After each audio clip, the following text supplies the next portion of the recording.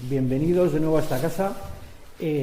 Vamos a presentar los contenidos y los ejes sobre los que se maneja este año el Día de la Iglesia Diocesana y como otros años también es habitual, a presentar la información económica. Nos conocemos todos, don Manuel, ahora obispo administrador apostólico de la Diócesis de Palencia, Tirso Castrillo, economo diocesano, y yo, Chomín, pues de la Oficina de Comunicación. Y don Manuel, pues cuando quiera. Bueno, pues un saludo y bienvenido. Bueno, como veis, todos los años, al final de noviembre, siempre la Iglesia celebra un día que se llama Día de la Iglesia Diocesana. ¿Qué finalidad tiene esta? Tiene muchas finalidades. La primera es que caigamos en la cuenta los bautizados y cristianos de que pertenecemos a esta Iglesia concreta. Es decir, la Iglesia no es una multinacional que está aquí y allá, sino que esta es, aquí en Palencia, la Iglesia católica, y a esta pertenecemos, es como nuestra familia. Si queréis, es como nuestra gran familia, que no solamente tiene un domicilio, que es la casa paterna, la casa grande, sino también después pequeños casas donde viven pues los hijos, los abuelos, etcétera. De eso se trata. Entonces es un día para que de verdad tomemos conciencia de que pertenecemos a esta familia, que tenemos que amarla, que tenemos que cuidarla, que tenemos que acrecentarla también. ¿Y cómo? Pues varios medios, porque no solamente es el sentimiento de pertenencia, sino también, lógicamente, tiene que ser un sentimiento de pertenencia activa, porque la Iglesia, como los cristianos, no nace, se hacen. ¿Y cómo se hace? Por descontado, con la gracia de Dios, pero sobre todo con la fe de los creyentes. Este año lleva un lema, como veis, orgullosos de nuestra fe. No porque queramos sacar una bandera con nuestra fe, etcétera, diciendo somos los mejores, los demás no valen para nada, de eso nada. Sencillamente, humildemente, pero tenemos que decir que estamos orgullosos de nuestra fe. ¿Por qué? No tanto por nuestros méritos ni logros, que también en la Iglesia hay pecados, hay fallos, hay inconsecuencias, sino en primer lugar por Jesucristo, en quien creemos. Y cómo no estar orgullosos de esta persona, el Hijo de Dios hecho hombre, que nos ha amado hasta el extremo. Igual que en la familia estamos orgullosos, o debemos estarlo, de nuestros padres, de la esposa, del esposo o de los hijos, porque los amamos, pues también aquí tenemos que estar orgullosos de nuestra fe, que se cimienta en Jesucristo. Y lógicamente este orgullo no tiene que ser fatuo, no tiene que ser como unos fuegos artificiales que muy bien deslumbran, sino que tiene que manifestarse como, bueno, pues en el seguimiento de Jesucristo, pero comunitario. Como sabéis, hoy quiere la Iglesia ser una Iglesia sinodal que camina juntos, eso es sínodo, hacer camino juntos y corresponsablemente, participativamente, más unidos, etc. Y de eso se trata. Podemos participar con la oración, pues igual que pedimos por nuestros padres, por nuestros hijos, un marido, esposo, los abuelos, pues también pedimos por esta nuestra familia. Segundo lugar, también, lógicamente, dedicando nuestro tiempo, nuestras cualidades, nuestros talentos y potencialidades al servicio de los demás, como lo hacemos en la familia. Pero también, en tercer lugar, aportando no solamente nuestra colaboración mental o de ideas, sino también nuestra aportación económica para sostenerla. Y eso me parece también muy importante. Esta jornada tiene, sí, una finalidad de llamar también a la aportación, a la colaboración activa en todos los niveles, pero también tiene otra faceta. La Iglesia da cuentas, porque quiere ser transparente, de lo que recibimos del pueblo, de las instituciones, en qué lo empleamos, pues ¿para qué? Para que se vea, porque queremos ser transparentes, no ocultar nada. Es más, es un derecho de los fieles saber qué es lo que dan y en qué se emplea. Incluso es un derecho, si ven que lo empleamos bien, pues criticar y llamar la atención. ¿Para qué? Pues para que se cumplan los fines para los que se dan las aportaciones. por mi parte nada más, porque tampoco quiero acaparar la palabra, pero ahora pues Txomin sigue. En el material que tenéis, que os hemos entregado, se da cuenta de la información económica, pero antes también hay un montón de datos de lo que es la vida de la Iglesia en Palencia. Yo cuando pensaba en ese apartado, ese orgullosos de nuestra fe, a mí también me trae orgullosos de nuestra familia, que es la familia de la diócesis de Palencia. Y aquí no me refiero solo a la familia de lo que podríamos llamar del obispado, sino también de los sacerdotes diocesanos, de las parroquias, sino también a la familia diocesana, que son las congregaciones religiosas, con su inmenso trabajo en lo asistencial, lo educativo, lo cultural, cofradías, movimientos y un montón de gente anónima pues que echa muchas horas para sostener a la Iglesia. Sostener a la Iglesia, llevamos tiempo trabajándolo y pensándolo y convencidos de que para sostener a la Iglesia todas las manos son buenas y todos aportan. Desde la señora que hable el templo del pueblo el domingo por la mañana, antes de empezar la Eucaristía, esa señora es fundamental, y también los que hacen grandes planes y están en puestos importantes, todos son fundamentales, y en la labor de todos, esas pequeñas aportaciones, esos pequeños leitos de dinero, pues hacen Iglesia diocesana y hacen familia diocesana. Tenéis ahí los datos de bautizos, de confirmaciones, de primeras comuniones, de matrimonios, siempre sujetos a la realidad que tenemos en Palencia. Gracias a los sacerdotes diocesanos, 185, 323 catequistas, 500 religiosos y religiosas, la presencia en 470 parroquias, nuestros 192 monjes y monjes de clausura que rezan por todos nosotros en 14 monasterios.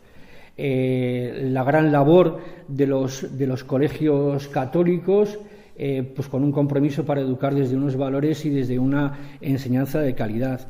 Los 272 misioneros y misioneras que están por el mundo, que dejaron Palencia y que llevan la buena noticia y con proyectos de avance social en muchas partes del mundo. Quiero recordar que eran en 47 países del mundo, en 4 continentes. La grandísima labor, y que es motivo de agradecer y de reconocer, que en lo asistencial, en la labor de los voluntarios de Cáritas, esos 253 que al final han llegado en Palencia a unas 4.850 personas, los voluntarios de Manos Unidas, posiblemente Manos Unidas es la asociación más presente en nuestros pueblos, hasta el pueblo más pequeño tiene un grupito de Manos Unidas, que nos embarcan a todos en esos 7 proyectos de cooperación al desarrollo que habitualmente desarrolla Manos Unidas. La labor de todos conocidos en lo asistencial, pues por ejemplo de hermanas hospitalarias o de los hermanos de San Juan de Dios, pues todo eso es para dar gracias, para felicitar y porque hace familia diocesana.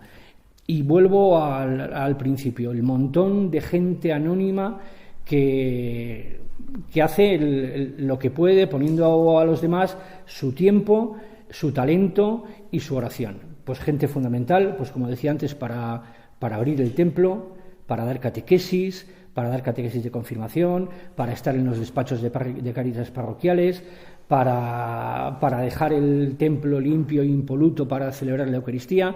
Esas personas que no se ven, pero que están ahí y son fundamentales, y son familia diocesana, y es día de estar orgullosos de nuestra familia diocesana.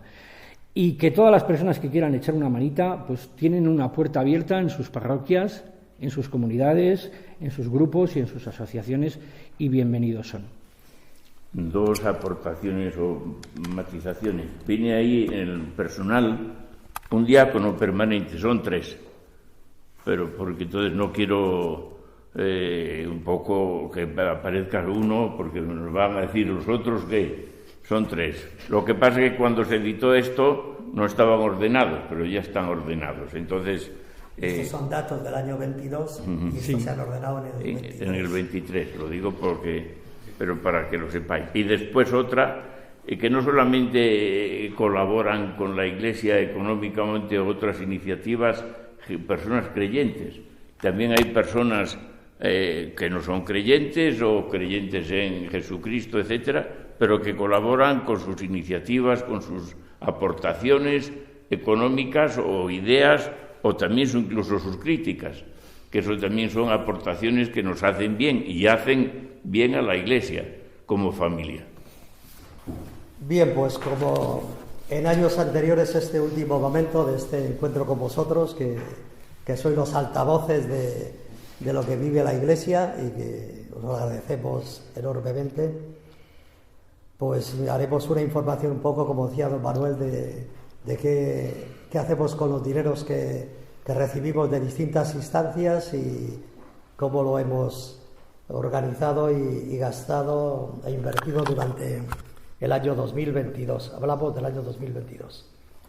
Como ya dijimos el año pasado, y es una novedad, pero que yo creo que hace falta volver a resaltarlo, es que nuestro interés por ser cada vez más transparentes, la información económica que ofrecemos es una información integrada.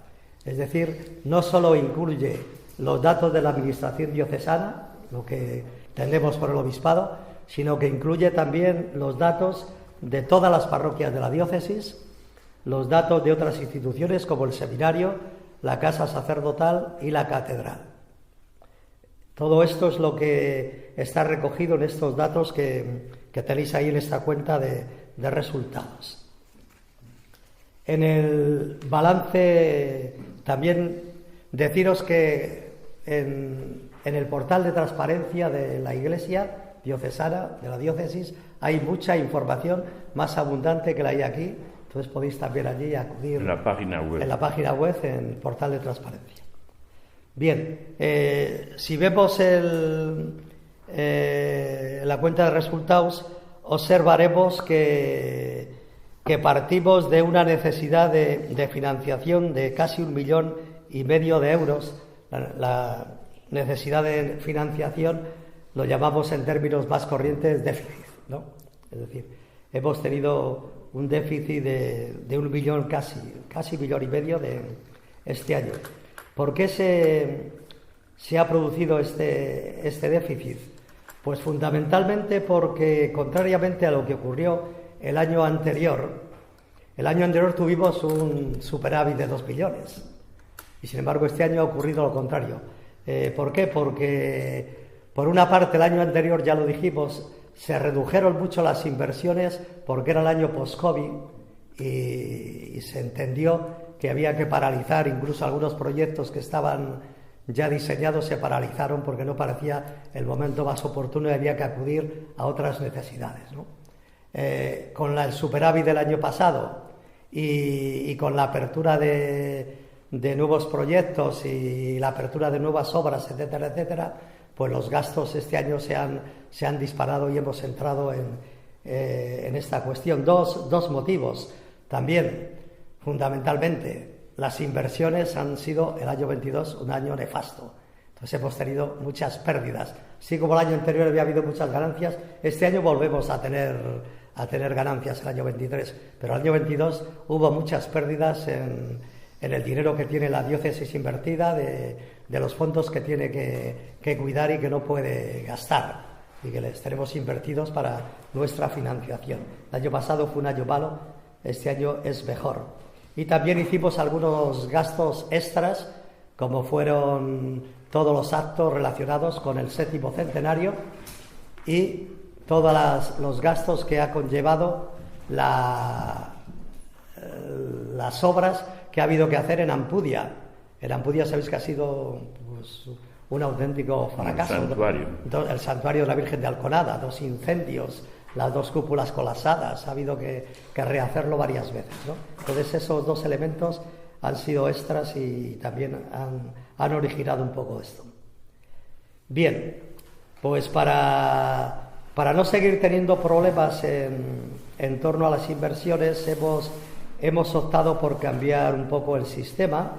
Hemos contratado a un gestor externo para que se pueda hacer un seguimiento diario de cómo está el tema. Y además hemos optado por un nivel de riesgo muy bajo. Es decir, no queremos vivir estas subidas y bajadas dependiente de cómo fluctúe la bolsa, sino que aspiramos a unas ganancias menores y a unas pérdidas menores para que no haya estos desajustes que estamos teniendo estos últimos años. Bien, pues yendo en concreto a los ingresos eliminado ese 1.469.000 euros han sido de 9.636.830 euros. Nos movemos en cifras muy similares a las de los últimos años en cuanto a los ingresos. Ingresos que como en este apartado de la aportación de los fieles provienen de actividades pastorales y provienen fundamentalmente de donativos y colectas. Aquí están incluidas todas las colectas que se recogen en todas las parroquias, todos los donativos que se recogen. Ahí están en esos 2.533.000, fundamentalmente hay colectas, donativos. Después tenemos el siguiente apartado, la asignación tributaria, que es este fondo que recibimos a través de la Conferencia Episcopal, de la aportación que hacen los fieles voluntariamente a través de la X que marcan y que son casi 3 millones, 2.968.000. Después tenemos unos ingresos ahí relacionados con el patrimonio y otras actividades. Bien, pues en el apartado 3 de estos ingresos de patrimonio, pues ahí se recogen una serie de ingresos que nos llegan pues a través de entradas, a través de financiación que recibimos de algunas instituciones públicas, a través de las actividades que vamos realizando, y ahí están incluidos también los ingresos que ha habido a través de las inversiones, 800 y pico mil euros, 840.000. En el apartado 4, pues ahí hemos recogido otros ingresos corrientes por distintas cuestiones. Hay ingresos que hemos recibido de instituciones públicas para obras, tanto Diputación, Junta, algún ayuntamiento para obras en parroquias, otros ingresos que hemos recibido de instituciones para otras cuestiones como arreglo de templos, apertura de templos, el taller de restauración que le financia la Diputación, el dinero que ha aportado el Ministerio de Fomento para la segunda fase de las obras de la catedral. Ahí está un poco recogido todos esos ingresos que han ascendido a 1.368.000 euros. Muy bien, pues si pasamos a los gastos, nos encontramos con unos gastos que llamamos acciones pastorales y asistenciales. Tenemos un apartado en el que se recogen las aportaciones a instituciones, ¿no? Hemos aportado un dinero al 7º centenario para los actos del 7º centenario, a la Fundación Nartes. La Fundación Nartes es una fundación diocesana que está asumiendo poco a poco todo lo que es la actividad relacionada con el patrimonio, los templos, la apertura, etcétera. Vamos a ir potenciándola cada día más. Ahora se está moviendo fundamentalmente en el norte de la provincia, pero la idea es ir ampliando su nivel de trabajo en el resto de la diócesis poco a poco. Pues ahí también están incluidos esos, los gastos del taller de restauración, financiados al 100% por la Diputación, la apertura de monumentos, las obras del convenio con la Diputación. Ahí están todos esos gastos incluidos en este apartado que lo llamamos acciones pastorales y asistenciales y que ascienden a 2 millones de euros. El apartado siguiente, los dos apartados siguientes, retribución del clero y retribución del personal seglar, pues son claros. Son los salarios de los sacerdotes, con un complemento que añade la diócesis para que todos los sacerdotes cobren al menos el salario mínimo interprofesional. Vamos, el que tenemos salario mínimo. Los sacerdotes cobramos 1.083,70 euros brutos. Es 3 euros más del salario mínimo, no es más. Hemos ajustado, hasta ahí podemos llegar, ¿no? Después está la retribución del personal seglar, que son otro 1.246.000, y que ahí están incluidos por los salarios de todos los trabajadores que tenemos en distintas tareas administrativas, de conservación de tareas pastorales, etcétera, que cada día estamos teniendo algún número mayor de seglares que afrontan estas tareas. Bueno, finalmente veríamos un poco los gastos de conservación de edificios y mantenimiento. Ahí están incluidos una serie de gastos. En gastos de funcionamiento están incluidos, por ejemplo, los desplazamientos. Cada vez gastamos más dinero en desplazamientos porque como somos menos curas, cada cura tiene que atender muchos pueblos, se tiene que estar permanentemente desplazando y evidentemente esos gastos les asume la diócesis, igual que tenemos que acudir a una serie de laicos, de seglares, que van desde Palencia y se desplazan a distintos puntos de la diócesis los domingos para hacer celebraciones de la palabra. Otro gasto muy importante son todo lo que es suministro de agua, luz y calefacción. Imaginaros todas las parroquias, 400 y pico parroquias, que tienen que afrontar un montón de gastos en este apartado. Comisiones bancarias, los seguros de edificios y de responsabilidad civil. Todos los templos tienen seguro multirriesgos de edificios y también a cuenta de la diócesis, por cargo a la diócesis, todos los edificios, templos, ermitas, locales de reuniones, etcétera, tienen responsabilidad civil para que si ocurre algún incidente con niños, con catequistas, con turistas, con personas que entran en nuestros edificios, ese tema y eso pues también es una cantidad que hay que invertir, aunque entendemos que nos da mucha tranquilidad. Y después pues tenemos, ahí estarían incluidos también los gastos de la casa sacerdotal. La casa sacerdotal, como cualquier residencia, cobrando lo que nosotros cobramos, es deficitaria, pero no podemos ni queremos cobrar más porque los sacerdotes no les alcanza para más. Cobramos 900 euros mensuales a cada sacerdote, pero ya sabéis que en cualquier residencia 1.500, 2.000, 2.500. Entonces nosotros se produce un déficit que asume también la diócesis cada año. Y finalmente, como os decía antes, las pérdidas financieras también están ahí metidas. Y en cuanto a conservación de edificios, destacar algunos que hemos hecho este año importantes, como ha sido el nuevo archivo diocesano, un archivo inteligente que vamos a pasar la próxima semana ya toda la documentación y todos los archivos de aquí, que están aquí arriba, vamos a pasar ya allí, a ver si lo organizamos y a ver si antes de final de curso aquello está ya funcionando. Sabéis que recuperó la diócesis el antiguo centro digital de la Junta de Castilla y León, que lo teníamos cedido a ellos, y ahora todo ese espacio va a ser también espacio para archivo, para recibir a las personas, etcétera. Bien, pues ahí ha sido una inversión que se paralizó el año 21 y que se ha realizado el año 22.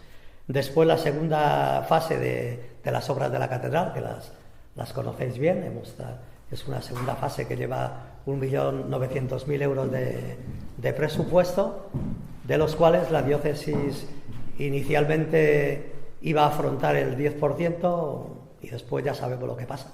Tenemos que decir que algunas instituciones no van a responder como verbalmente habíamos hablado inicialmente. Entonces todo eso acaba saliendo después de la diócesis, porque claro, el compromiso hay que pagarle y las obras se están haciendo y las certificaciones llegan cada mes, ¿no?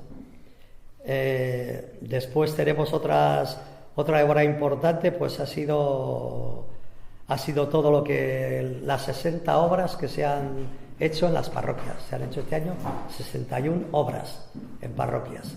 El 30 obras de esas 61, que no han sido las más caras, han sido han sido realizadas al 50% por la Diputación, al 50% por la diócesis, dentro del convenio que mantenemos cada año y que la Diputación nos aporta el 50%, 150.000 euros. Aporta la Diputación, la diócesis otros 150. Pero el resto de las parroquias que no entran en el convenio, pues afrontamos las obras con fondos de la diócesis, con fondos de las parroquias, con donativos de la gente, con alguna pequeña aportación de ayuntamientos o juntas vecinales. Y ahí se han hecho otras 31 obras, entre las que habría que destacar como la más importante, como os he dicho, la que hice antes referencia, el arreglo del santuario de Alconada en Ampudia, una obra que con todos estos incidentes que hemos tenido que soportar ha ascendido a 745.000 euros, de los cuales no todo ha sido con cargo al año 22, hubo algo al año 21 y la parte final al año 23, pero $500.000 se invirtió en el año 22 y eso también ha descuadrado un poco los presupuesdos. Tenemos que agradecer la colaboración del Ayuntamiento de Ampudia, que ha concedido 100.000 euros entre el año 23 y 24, vamos, 22 y 23, y todavía aspiramos a que el año 24 nos eche una mano, porque están muy colaboradores y saben la importancia de ese templo para la zona, ¿no? Porque es el santuario de toda la zona, no solo de Ampudia. Se lo agradecemos públicamente. Y por último, 2 palabras decir en torno al 7º centenario, que también, como sabéis, se realizó básicamente, aunque lo empezamos a finales del 21, se realizó básicamente en el año 22. Tenemos que decir que ha sido una apuesta que ha hecho la diócesis por potenciar la catedral, lo estamos potenciando a través de las obras, pero también hemos querido, aprovechando el 7º centenario, darle un impulso publicitario, hacerlo llegar a más gente, para que sea conocida, para que la catedral deje de ser la bella desconocida y sea la bella reconocida, la bella que renace, como decía el título de la muestra. Los gastos totales de todos los actos del 7º centenario ascendieron a 1.520.000 euros. Los ingresos ascendieron a 926.988. Aquí están incluidos subvenciones de la Junta de Castilla y León, 250.000, subvención de la Diputación, 50.000, y subvención de la Diputación, 41.000. El resto lo hemos asumido la diócesis, es decir, casi 600.000 euros. Bien, pues agradecemos todas estas aportaciones que hemos recibido y os agradecemos a vosotros vuestra presencia, y no sé si queréis clarificar algo, y si no, pues don Manuel, ¿no cierra preguntar alguna cosa? La rueda. A ver, pregunta. Bueno, si no me equivoco, es el día 28 de noviembre cuando el Papa ha convocado a todos los obispos de España por abusos sexuales. No, es sobre los seminarios. Pues no lo sé, porque lo que nos han dicho el tema es los seminarios. Tuvimos una visita, porque no era inspección ni nada de eso, ni visita apostólica, a todos los seminarios de España, que le hicieron 2 obispos de Uruguay. Yo estuve, porque entonces teníamos un seminarista en Salamanca, pues donde está el seminario de Ávila, que acoge a seminaristas de 8 diócesis. Tuvimos ahí un diálogo con el obispo que vino, que era el presidente de la conferencia de Uruguay, y muy bien, nada, cada uno nos ponía cómo estaba la situación vocacionalmente de los seminarios en su diócesis, y él no preguntó nada tampoco. Después comimos juntos, él de verdad se reunió con los seminaristas y con los formadores, pero eso ahí no estuvimos. También se reunió con los profesores de la Facultad de Teología de Salamanca, de la Pontificia, porque los seminaristas van a estudiar todos los días a la Pontificia allí. Y eso es lo que te puedo decir. Quedaron en que iban a informar, pero no han informado. Entonces, ¿qué es lo que parece? Que como venían en nombre del Papa a hacer una visita, informan al Papa. Y ahora el Papa nos va a informar a nosotros del resultado de esas visitas y alguna, digo yo, recomendación, pero no hay más, ¿no? Que yo sepa, ¿eh? Pues muchas gracias.